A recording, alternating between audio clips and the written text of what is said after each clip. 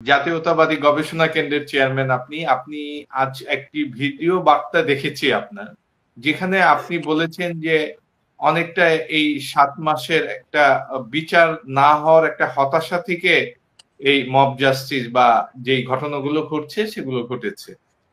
কিন্তু আমাদের যিনি সাংবাদিক উনি একদম ফিল্ডে ছিলেন, উনি কিন্তু বললেন বা উনার যে উপলব্ধি যে একদম মনে হচ্ছে এটা একটি পরিকল্পিত, যে ডলার স্বর্ণালংকার এগুলো পকেটে ভরছে। তা আপনি কিভাবে বললেন যে এগুলো হতাশা থেকে? রেজাউল করিম। জি রাজীব ভাই, আপনাকে ধন্যবাদ এবং আমার সহ-আলোচকদেরকে ধন্যবাদ এবং যারা যেখান থেকে এই ভিডিও এই অনুষ্ঠানটি দেখছেন সবাইকে আমার শুভেচ্ছা জানাচ্ছি।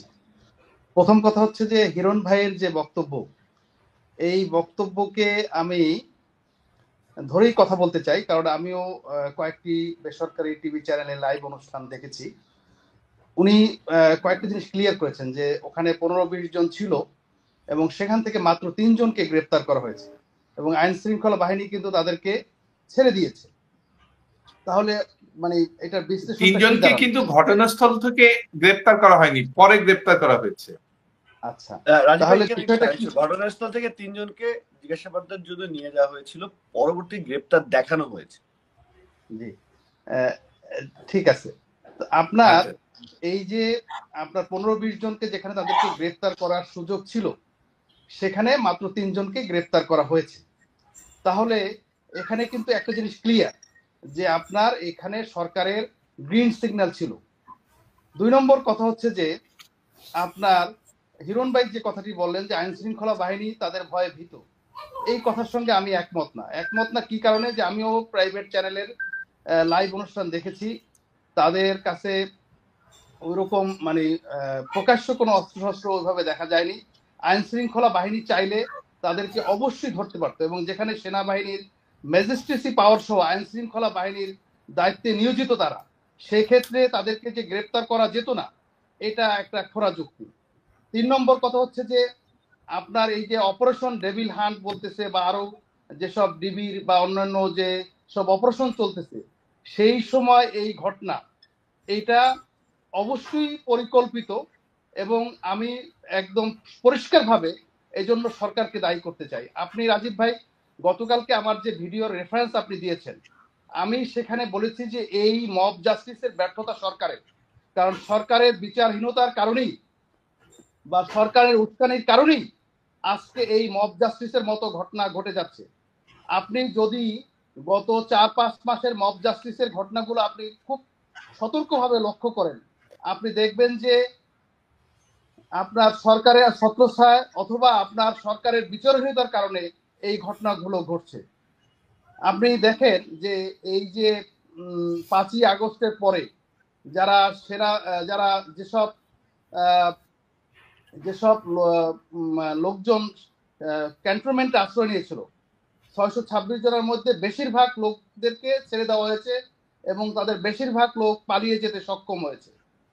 তারপরেও আপনারা মনে করেন যে গত 3 পার্লামেন্টে যেসব সংসদ সদস্য রয়েছেন, এদের মধ্যে যারা এই বিভিন্ন লুটপাটের সাথে জড়িত, দেশকে যারা ফোকলা বেড়েছে, দেশের অর্থনীতিকে পঙ্গু করে দিয়েছে, যেসব আমলারা এই বালিশ কাণ্ডের মতো, পদ্মা সেতুর মতো বিভিন্ন দুর্নীতিতে জড়িত রয়েছেন, এর এর বিরুদ্ধে আমরা কোনো দৃশ্যমান আপনার কোনো আইনগত ব্যবস্থা দেখতে পাইনি।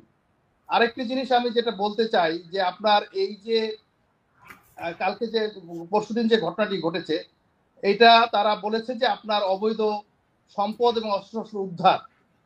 এখন এই প্রশ্নই আসতো না যদি আপনার সরকার এই চিহ্নিত মানি লন্ডারিংকারীদের বিরুদ্ধে তাদের অর্থ সম্পদ এগুলো যদি আপনারা ইনকাম ট্যাক্সের বিরুদ্ধে মাধ্যমে বা দুর্নীতি দমন কমিশনের মাধ্যমে এই মালামালগুলো ক্রয় করে রাষ্ট্রীয় ব্যবস্থা রয়ে নিতেন, তাহলে কিন্তু এত বিপুল পরিমাণ রাষ্ট্রীয় সম্পদ ধ্বংস হতো না।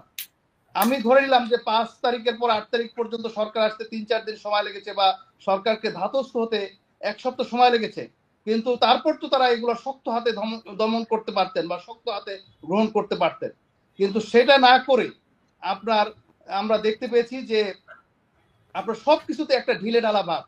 আপনার এই যে সংস্কার কমিশনগুলো হলো, এই সংস্কার কমিশনগুলোর রিপোর্ট আজকে মার্চ মাসের 6 তারিখ, আমরা এখন পর্যন্ত সংস্কার কমিশনের রিপোর্ট হাতে পাইনি, এবং এই এর মাধ্যমে কি কি সংস্কার গঠন হয়েছে সেগুলো আমরা দেখতে পাই। আমরা এগুলোকে একটা ষড়যন্ত্র মনে করি এ কারণে যে আপনার সময়কে প্রলম্বিত করে, নন ইস্যুকে ইস্যু তৈরি করে নির্বাচনকে প্রলম্বিত করা, এর বেশি কিছু না। আদারওয়াইজ আপনার এই 15-20 জন যদি আপনার মব জাস্টিসের যদি না, তারা তো ছিল, এটা ফ্যাক্ট, এটা নিয়ে কারো কোনো ডিসপুট নাই। এই 20 জনকে মাত্র 3 জনকে কেন জিজ্ঞাসাবাদের জন্য নেওয়া হবে? এবং আপনি আরো একটা জিনিস লক্ষ্য করেন, গতকালকে যে এজাহারটা দেওয়া হয়েছে কোর্টে পেশ করা হয়েছে, সেখানে বলা গেছে প্রায় 3 ভরির মতো স্বর্ণ লুট হয়েছে। এটা তো একটা ডাহা মিথ্যা কথা, সবাই দেখেছে যে কি লুট হয়েছে, লুট হয়নি। তো আপনার এই যে 3 ভরি স্বর্ণ মাত্র, আপনার রাজীব ভাই বললেন যে আপনার ব্যাংকে, হিরণ ভাই বললেন যে আপনার ব্যাংকের ডলার, বিদেশি টাকা ছিল, সেটা আমরা কোনো কিছু দেখতে পাইনি, এবং তাদের বিরুদ্ধে কোনো মামলা দায়ের করা হয়নি। কারণ আপনি জানেন যে বাংলাদেশে একটা ফরেন কারেন্সি অ্যাক্ট রয়েছে, যে $12,000 আমরা কিন্তু রেজাউল করিম, আমি একটু বলি, আমরা বিভিন্ন টেলিভিশনের সংবাদে কিন্তু দেখেছি যে যারা এই হামলাটা চালিয়েছেন তারা অনেক কিছু পকেটে ভরছে। এই জিনিসটি কিন্তু খুব পরিষ্কার ভাবে আমরা যারা সংবাদ দেখেছি আমরা দেখেছি বিষয়টা। হ্যাঁ, কিন্তু এইটা দেখার পরে আমরা দেখলাম, আপনি দেখলেন, কিন্তু আইন শৃঙ্খলা বাহিনী কেন দেখতে পেল না? তার মানে হচ্ছে যে এটা একটা কারো গ্রিন সিগন্যালে, কারো নির্দেশে, কারো পরিকল্পনায় এই ঘটনাটি ঘটেছে। এবং এই ঘটনার উদ্দেশ্য, এই ঘটনার বেনিফিশিয়ারি কারা? এই ঘটনার বেনিফিশিয়ারি যে শুধু লুটপাটকারী না, এই লুটপাট তৈরি করে, আতঙ্ক সৃষ্টি করে, একটা অরাজক পরিস্থিতি সৃষ্টি করে, আমি মনে করি যে নির্বাচনকে প্রলম্বিত করার জন্য এই ধরনের সুদূরপ্রসারী ষড়যন্ত্র